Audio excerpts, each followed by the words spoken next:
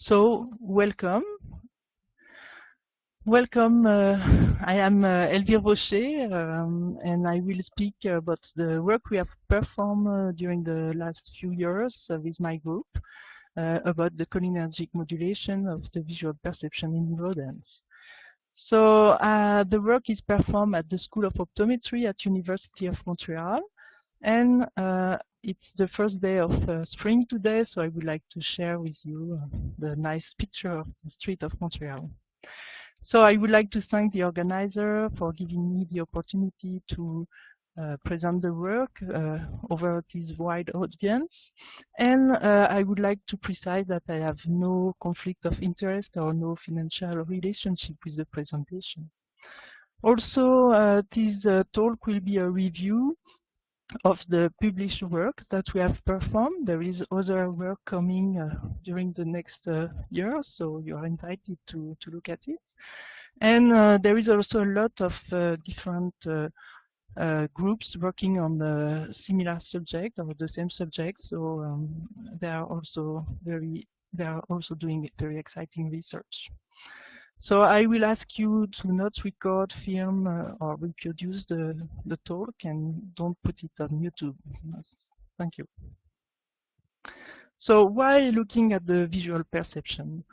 You know that millions of persons experience visual deficits during aging. So this visual deficit can raise up to 15% of the population over 75-year-olds and more.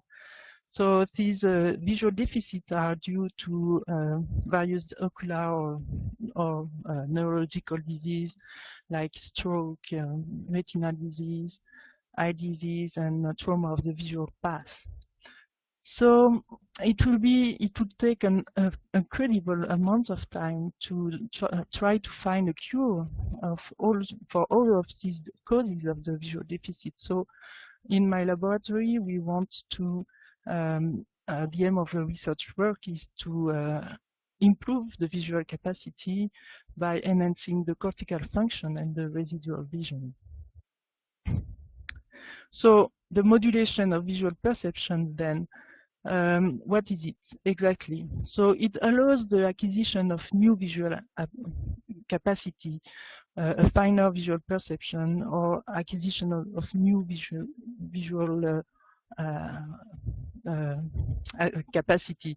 I mean, for example, you will look at electron microscopy picture, and at the beginning you will see nothing. So you will learn to discriminate different neuronal elements within this ultrastructure picture.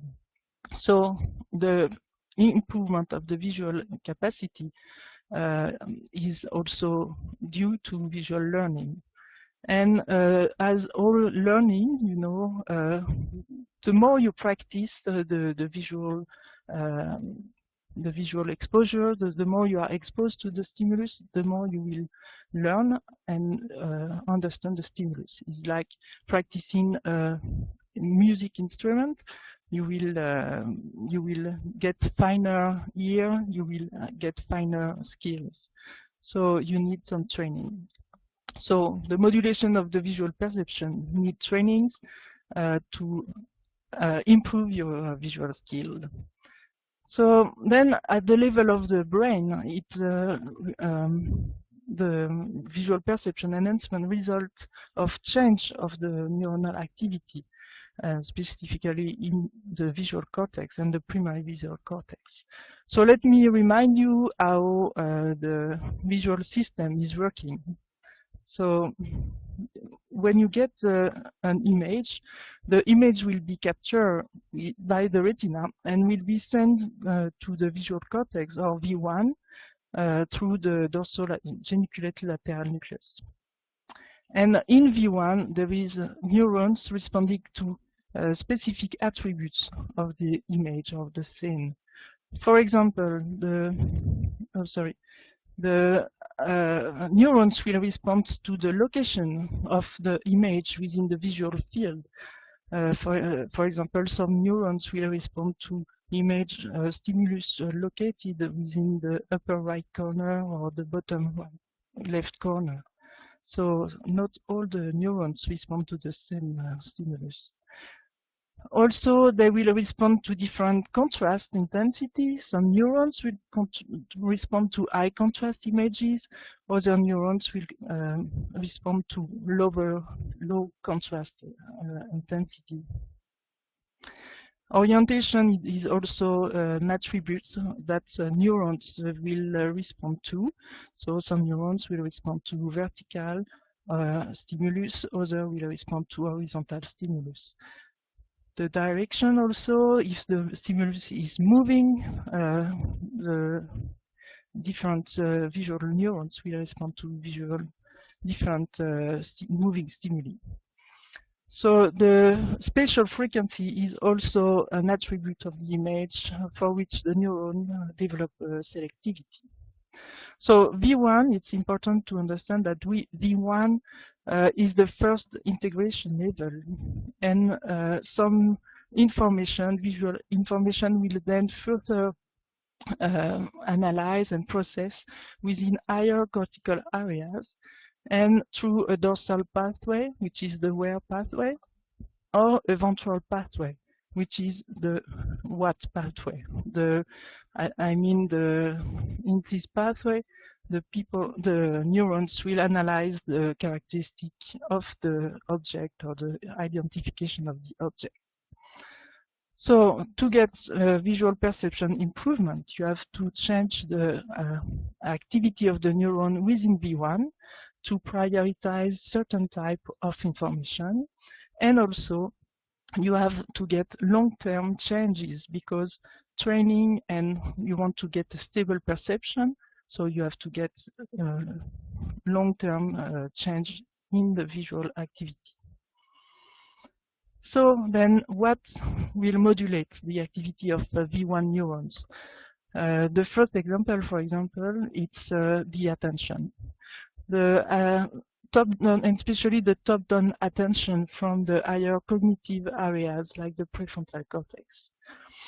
The neurons within the prefrontal cortex will modulate the activity of the neurons in V1, so they can enhance the activity of the attended stimuli, the neurons that respond to attended stimuli, and they will decrease the activity of neurons that do not respond to attended stimuli.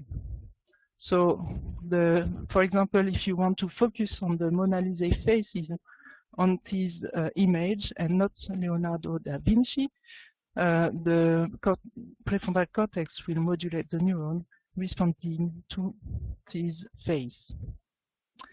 And it will also depress the neurons that do not respond to this face.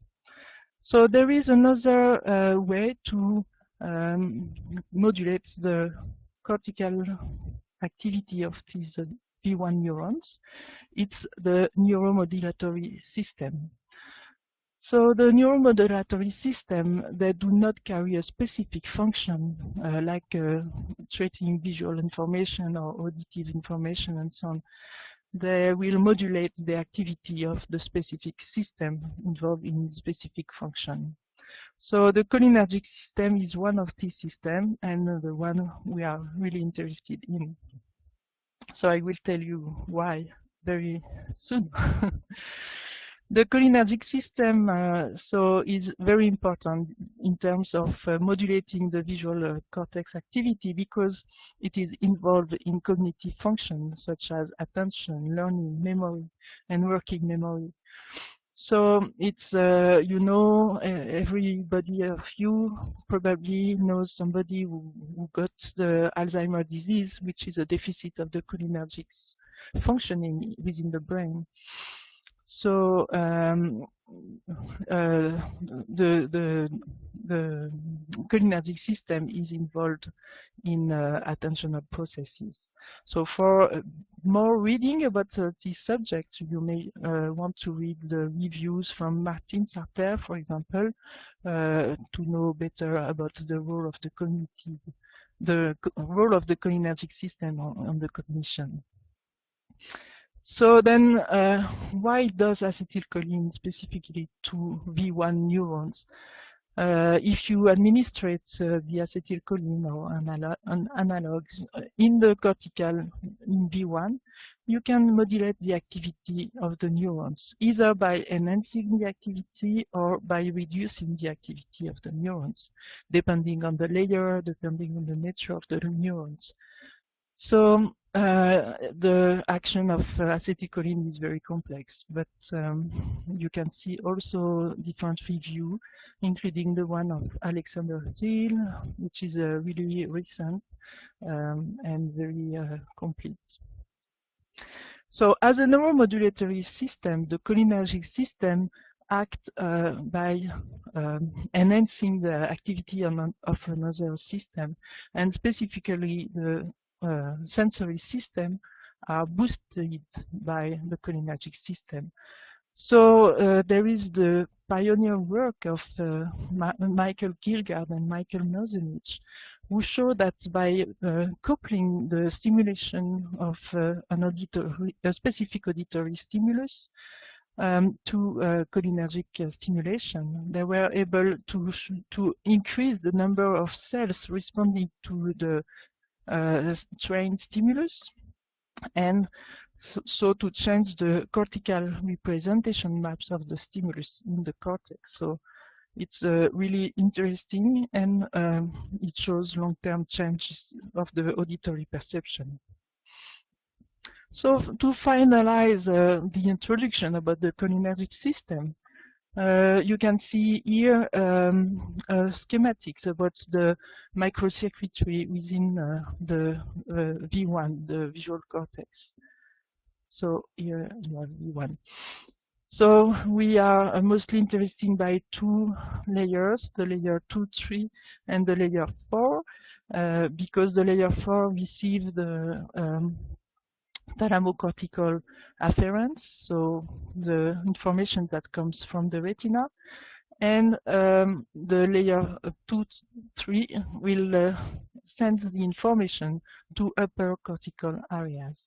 So you can see in this layer different network of cells, the glutamatergic cells in blue, and the GABAergic cells in red. The GABAergic cells are inhibitory interneurons. So in green, you can see here the cholinergic fibers, which innervates the whole cortical layers of the V1. So acetylcholine is then released in the visual cortex, and it acts as a diffuse transmission. That means it is released from the fibers to the different cells and neurons. It diffuses freely in the neuropil, and it doesn't need synaptic contact to do an action. So there is some synaptic contact, but usually it works as a diffuse transmission. So acetylcholine will go and bind on different receptors. So the muscarinic receptor M1, which is excitatory, M1 and 3, and the inhibitory muscarinic receptor M2 and 4. And these receptors are 7 transmembrane domain receptors.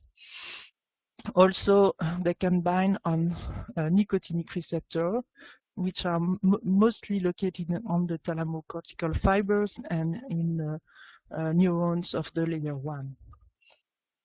So when the acetylcholine binds on this receptor, so there is, as I told you, a very complex action, either by facilitating the neuron's response, or decreasing the neuron response, or doing nothing on the neuronal response.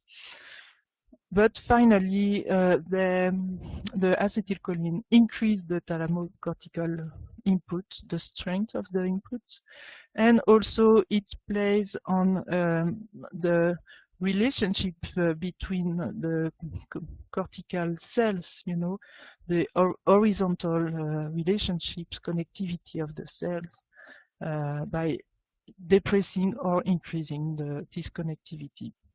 And also it will play on the input output, sorry, of the layer 2-3. And so the main action will result in enhancing some stimulation and reducing some other stimulation. So changing the signal to noise ratio and the processing of particular stimulus to higher cortical areas. So then now you know a lot about the cholinergic system, and the main hypothesis is that we think that it will contribute to visual learning in V1. So we have a very small hypothesis that we wanted to test in the work that I will present you today. So the first of all is to know whether the cholinergic modulation of V1 induces, the hypothesis is that it will induce long-lasting changes, because you will never have improvement of the perception without long-lasting changes of the neuronal properties. The second one is that it will work with muscarinic and nicotinic receptor. And the last one, and the most important, is that the neurobiological change that you can see within the V1 will be correlated to behavioral change. That means an improvement of the visual perception.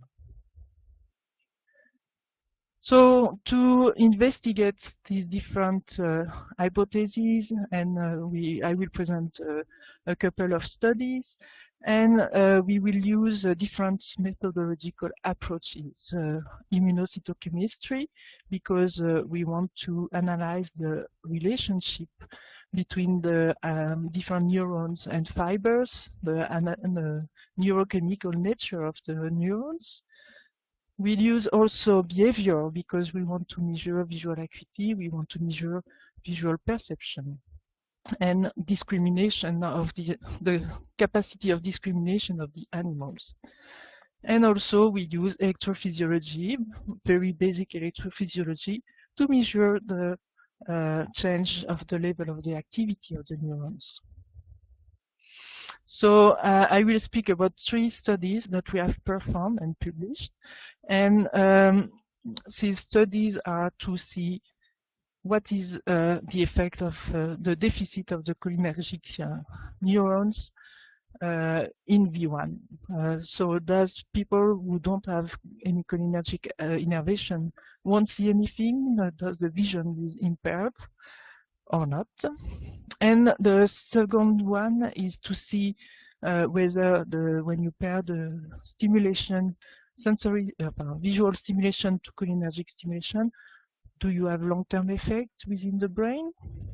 And also if you do repetitive training, so as if you were practicing visual exposure to a particular visual stimulus, do you change the visual perception? So before we wanted to do some experiments to be sure about to characterize the cholinergic innervation in V1.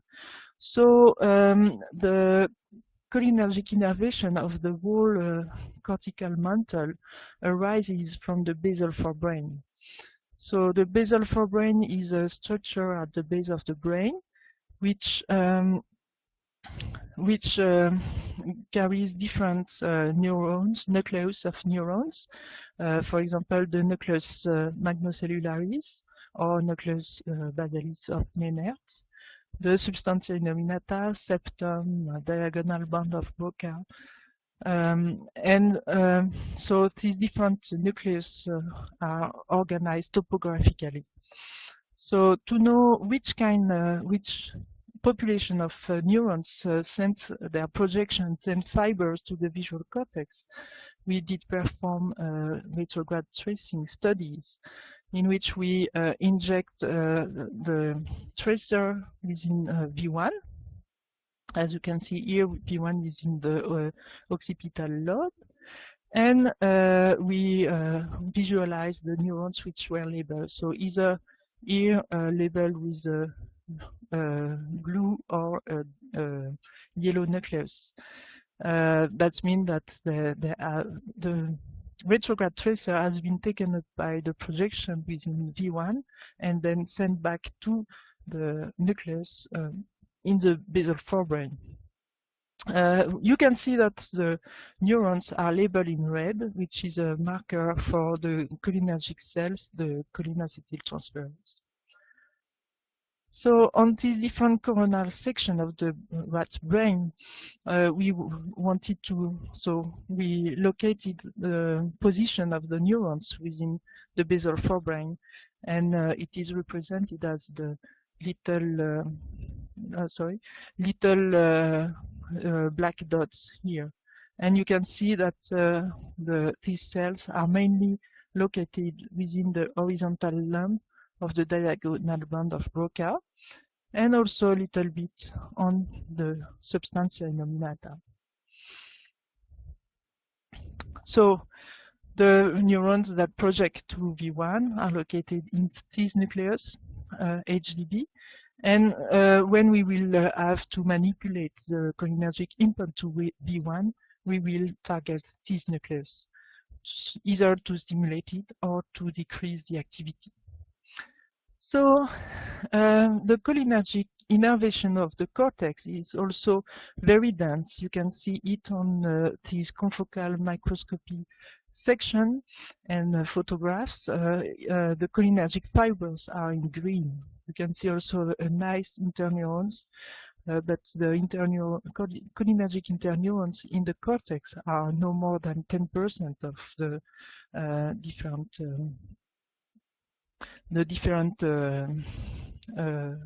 cholinergic innervation. Sorry. So the cholinergic innervation is very dense. It's located within every layer of the cortical V1, and it is reaching the red cells here, which are glutamatergic cells labeled for the transporter of glutamate, which is specific for the neurons. Also, you can see here the blue cells, which are labeled for CFOS. CFOS is a transcription factor that is expressed in the cells that is going through neuronal activity, and it will transcript genes involved in synaptogenesis.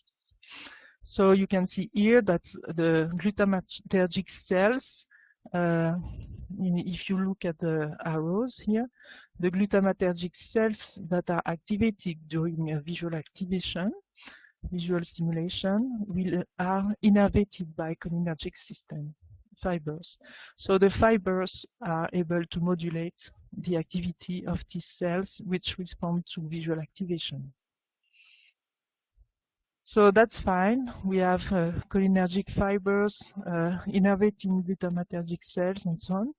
But what about the release of acetylcholine? Is this release of acetylcholine constant, or is it expressed, is it phasic, induced by different stimuli? So to answer this question, we wanted to see whether acetylcholine was released during a visual stimulation.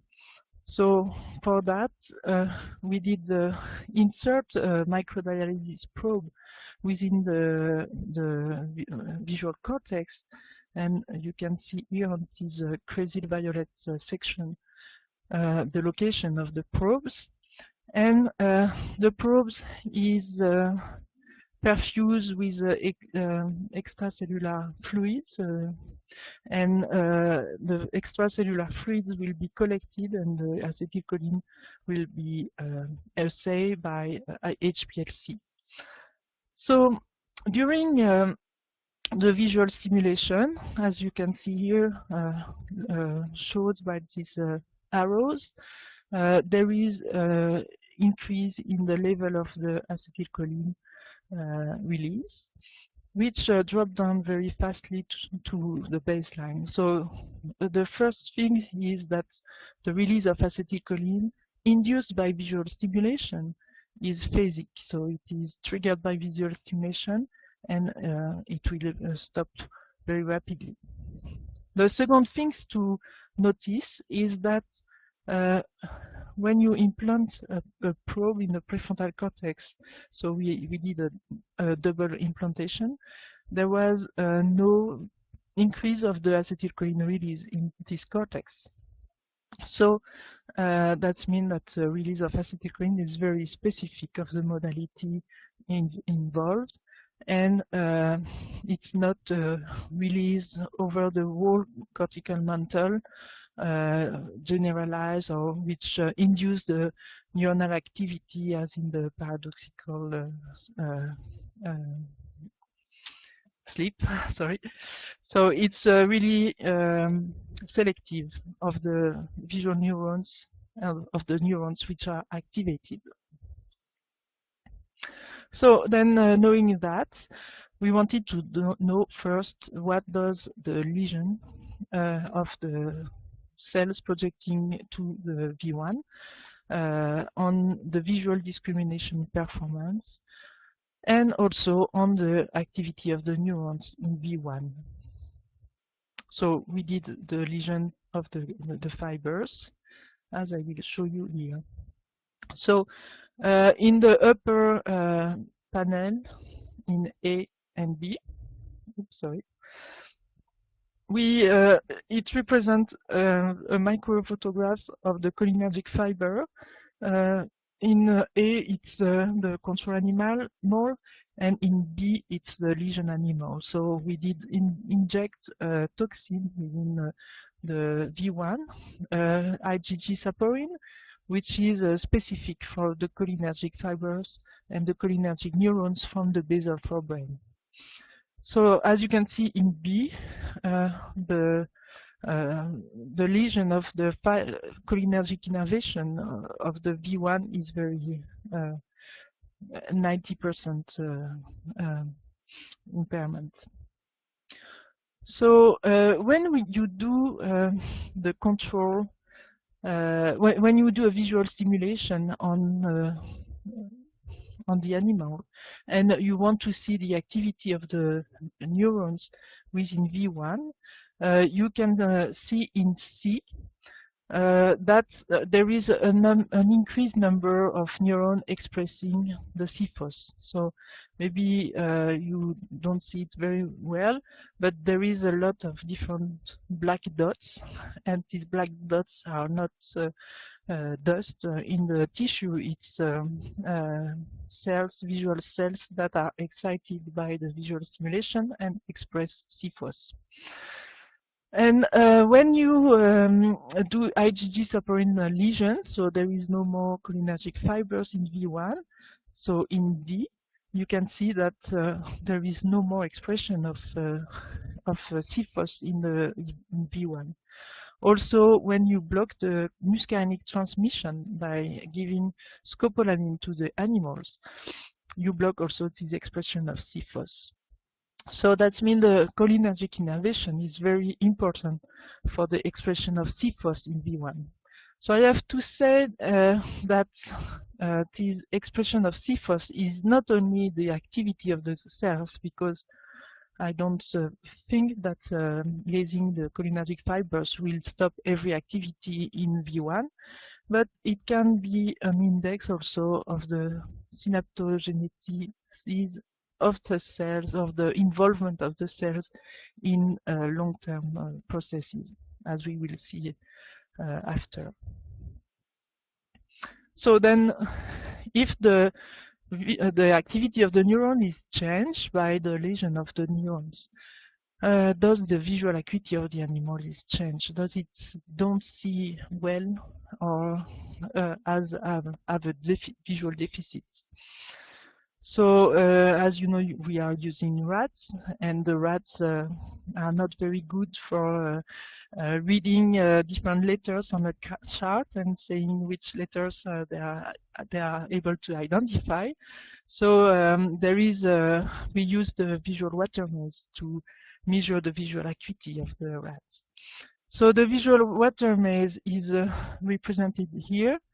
It's a pool with two arms, and at the end of the two arms there is a computer screen displaying either the gray stimulus, which is a neutral stimulus, or a sinusoidal grating, which are alternates of black and white bars. Because the rats are very sensitive to white and black bars. So the rat has to learn that the platform is associated with the pattern stimuli. So you can see it here and here. So we first place the animals on the platform in front of the pattern stimuli, and then we retract it until the drop. And in the further experiments, the rats will be put in the drop, released in the drop, and they will have to swim very rapidly. They swim very rapidly because they want to escape from the water, and they will have to go on the hidden platform to discriminate the visual pattern. So when they do this task, we change the visual, the spatial frequency of the stimulus. So it's only that we increase progressively the spatial frequency of the stimulus. So when we do that, you can see on this graph the different spatial frequency and the response of the neurons. And you can see that the animals are performing very well on this task. They are very rapid, they take a good decision, and their performance is almost 100%. However, the more we increase the spatial frequency of the stimulus, at the moment their performance reach the chance level. They are not able to discriminate the stimulus, the pattern stimulus, compared to the gray screen. So you can do by yourself the exercise on when you will go home and see the different pattern increasing the spatial frequency, and you will see that you will not be able to discriminate the black and white bars after a certain amount of spatial frequency. So this measurement here of the threshold of the discrimination is the measurement of the visual acuity, and here it's 0.8 cycle per degree. Oops, sorry.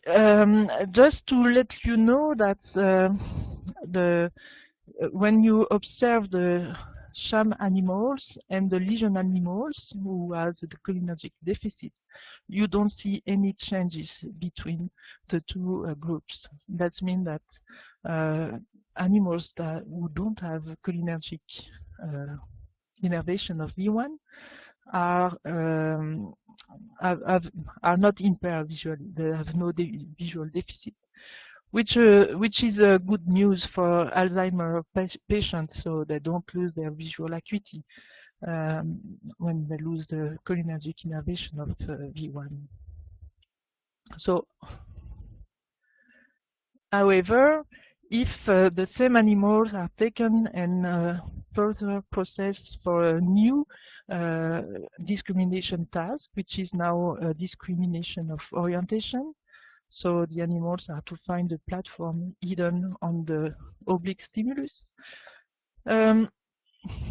The animals perform not as well when they have lesion of the cholinergic cells compared to the sham animals, and specifically near the threshold, which require more attention and more work for the animals, they are not performing as well. So we can conclude for that the cholinergic cells are not necessary for visual acuity or for perfect vision, but they will boost the visual neurons when there is a learning activity, so or activation of new stimuli. So then if they boost the cholinergic, if the cholinergic cells, fibers boost the visual cells, uh, does it induce also long-term enhancement of V1? So I remind you that the long-term enhancement is necessary for acquisition of new visual information, and it's the basis of the memory and learning, even in the hippocampus, where LTP process, long-term potentiation process, are mediated. So the question is to see whether the cholinergic stimulation enhances the long-term potentiation in V1 neurons.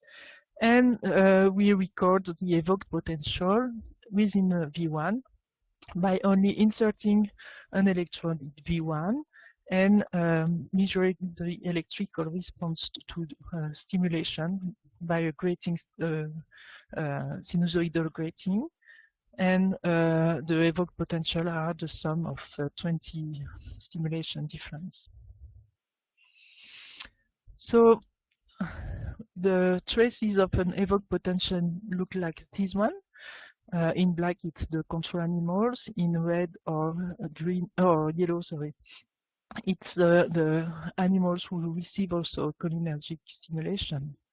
So I just want to mention that the cholinergic stimulation is performed only once.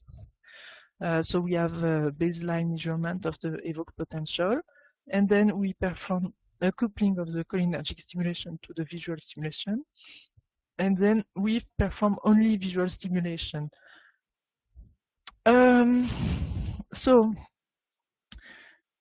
the stimulation of the cholinergic system, either by pharmacologically administered carbachol, which is an analog of acetylcholine, which is not degraded as fast as acetylcholine, or the cholinergic system is also activated by electrical stimulation of the HDB.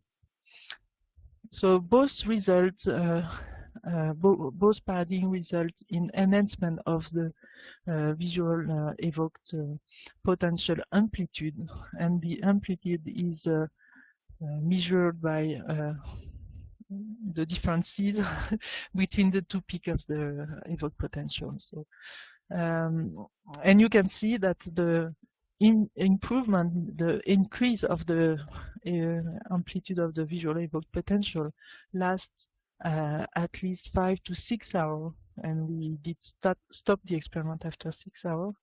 And so it is sustained in the time, and it does not require more cholinergic stimulation to be effective. So the cholinergic stimulation is made only once.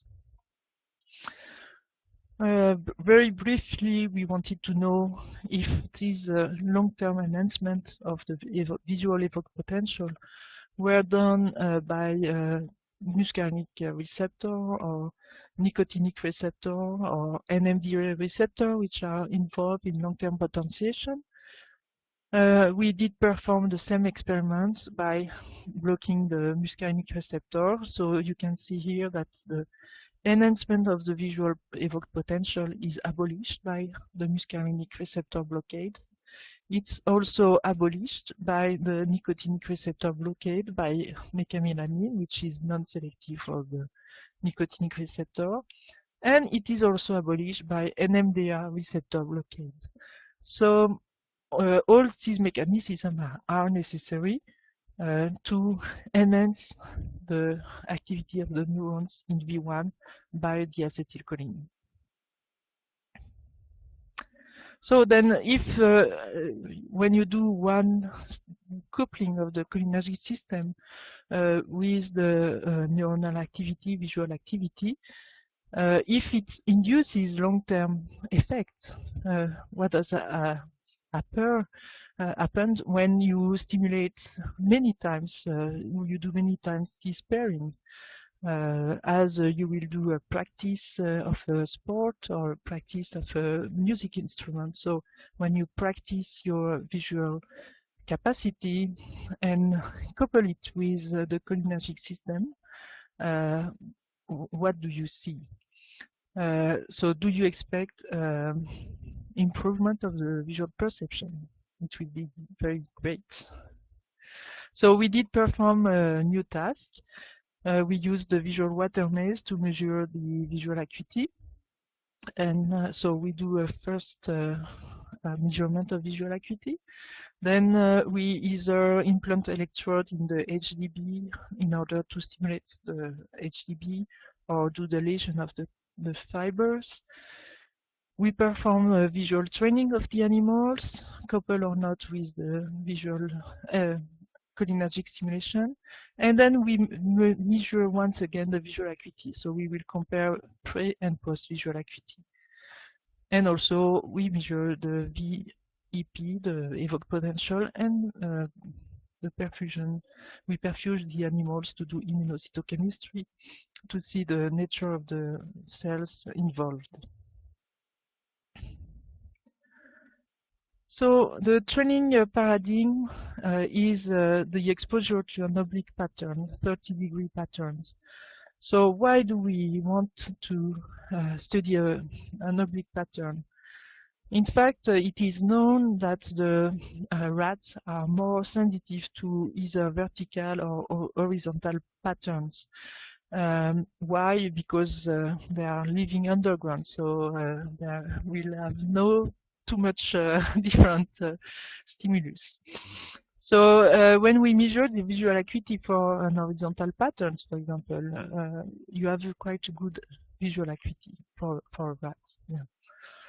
When you do the visual acuity for an oblique pattern, the 30 degrees, you have a weak visual acuity. So a weak visual acuity means that you can improve it. So that's why we did choose this acuity.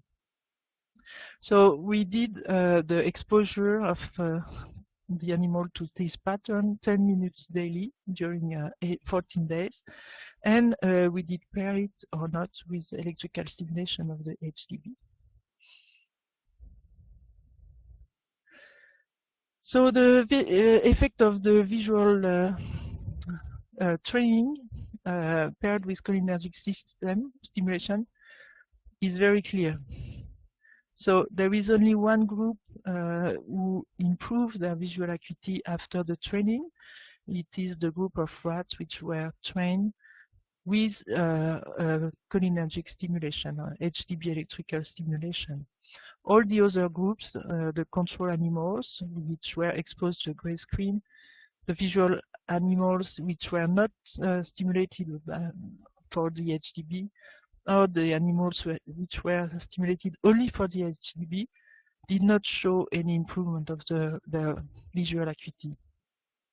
Also, the animals which were lesioned for the cholinergic system did not show any improvement of the visual acuity. So that means that this electrical stimulation did enhance the cholinergic fibers and not other type of fibers.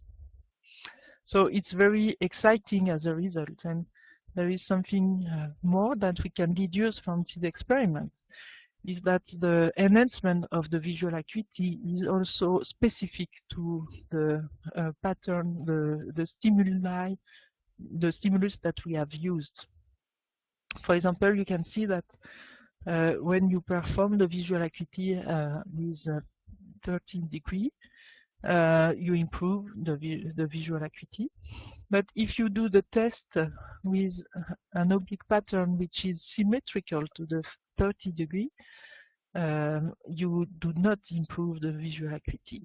Also, if you use an oblique pattern horizontal, you do not improve the visual acuity. So the enhancement of the visual capacity is very selective for the trained stimulus.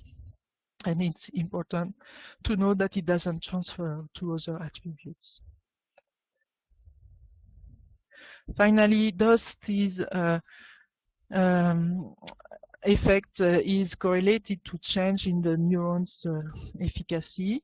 In fact, yes, since only the HDB coupled to visual stimulation groups shows an enhancement of the visual evoked potential. and none of the other groups show an enhancement of the amplitude of the visual evoked potential. So finally, we wanted to see which kind of neurons were involved in this effect. So you can see here that the double pairing of the visual and cholinergic stimulation induce many but the number of neurons was increased. The number of neurons expressing Cephos, so which were activated, was increased in the visual cortex compared to visual stimulation only.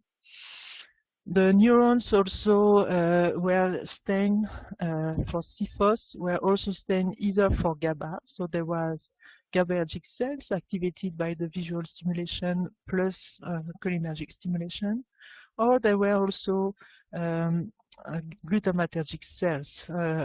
So maybe you don't see very well, but there is a great number of cells activated by the visual stimulation plus the cholinergic stimulation. And the ratio between the excitatory over the inhibitory cells activated by this coupled stimulation was changed in the different layers of the cortex. And from coupling, the pairing of the stimulation compared to the visual or HDB stimulation alone. And you know that the ratio of the activated cells is involved in a cortical plasticity, because the neurons will receive an amount of inhibitory contact and excitatory contact, and when this balance is changing, it will change the plasticity properties of the neurons. So it's great also to know that cortical plasticity might be involved in this coupling. So the conclusion of this study is quite easy.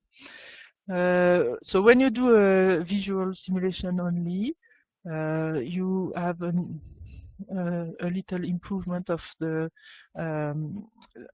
activity of the neurons, the processing of the trained stimulation. But when you do it in conjunction or in combination with the cholinergic stimulation, you increase much more the processing of the trained stimuli, and also the processing of these trained stimuli to upper visual areas and high cognitive cortical areas. So in fact, the coupling will boost the processing of this particular stimulus and will prioritize it until a conscious perception in the prefrontal cortex.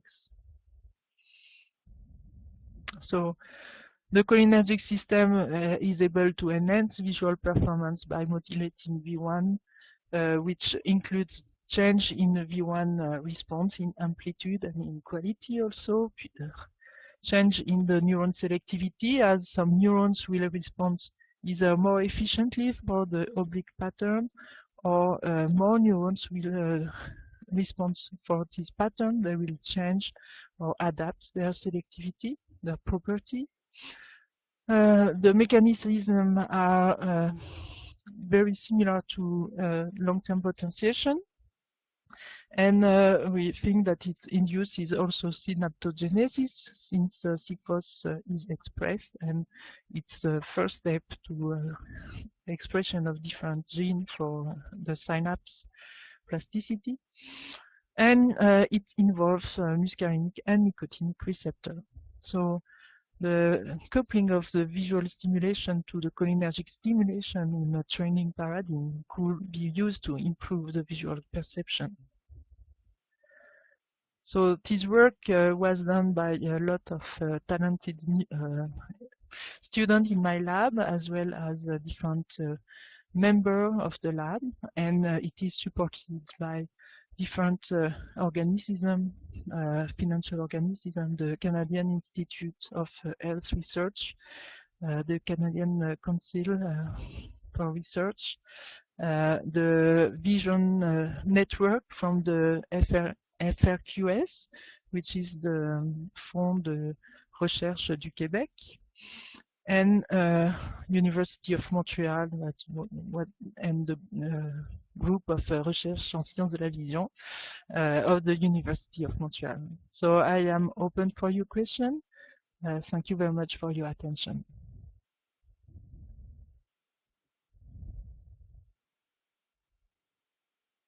So I don't see any question.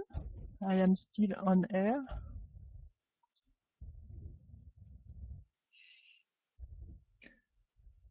Oops. So I guess that every